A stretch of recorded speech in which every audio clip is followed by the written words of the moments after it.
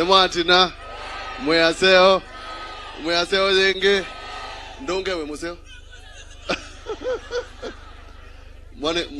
For Your Excellency, mimi na mheshimiwa huyu tulikuwa tukuje mapema.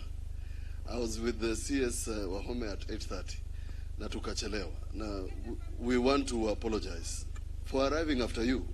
We must be the first Kenyans who have come to a function after you. Oh. Nishika ni kama ngumi eh. Wacha love kwanza. Sisi Mheshimiwa Rais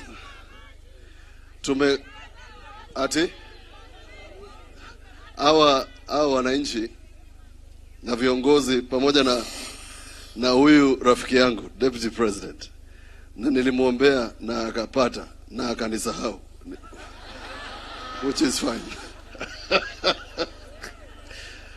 Welcome to Makueni, welcome to Kaskeo. This Kaskeo is a region that I love kwa sababu ni watu wazuri. Lakini kuna vitu chache. I'm glad umefungua hii Mikuyu Bridge. But hapa kuna shida fulani. When His Excellency you were the deputy, kuna barabara ilianza wakati Mheshimiwa Ndambuki alikuwa MP. Hiyo barabara haijaisha mpaka sasa.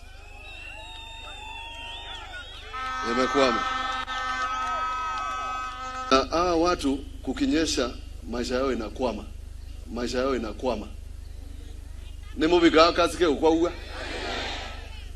Wanakwama. Na watu 7 wanawake na wengine walibebwa wakati huo, walikuwa nafikiria watakuja soko. And just because they were coming to this Kaskeo market, we lost so many people. And then there are those who we lost in a place called Kabodho. So tumeuliza kera watusaidie, those bridges lazima ziinuliwe. The last one, second last. There's something that happened when the standard gauge railway ilitengenezwa upande wa Kajiado. They directed all the water into Sultanahmud. All the water. So now there's a phenomenon in a place called Kawese hapa. The lives of people have been curtailed because hiyo maji imekata mtaro as big as Rift Valley pale upande wa nyuma. Mheshimiwa Rais ukumbushe na MD wa huko ni wa huku, Philip Mainga, nimeongea naye Kikamba, haitoshelezi. Sasa mpatie tu order atumalizie. The last one ni soko ya hapa Kaskeo. Soko ya hapa Kaskeo nilizozana na hawa MPs sana, including my friend and learned friend Mutuse. When we were asking them to seek authority from us. I sent a report to my senior also, Alice Wahome. Hii soko imekwama. Sijui contractor alienda wapi. Na tulimpatia mchanga, tumempatia hawa watu. Na it's not fair. Now, it's not the only one. I have a report of all of them. Zimekwama. By the time we get to water, I will tell you why I think lazima tuwasukume kidogo ili watu wa Kaskeo wapate soko, wakuja hapa watengeneze mambo yao vizuri. Kana muyasiara. Mwe na ondonge. Keuo. Haya. The last one ni Keuo.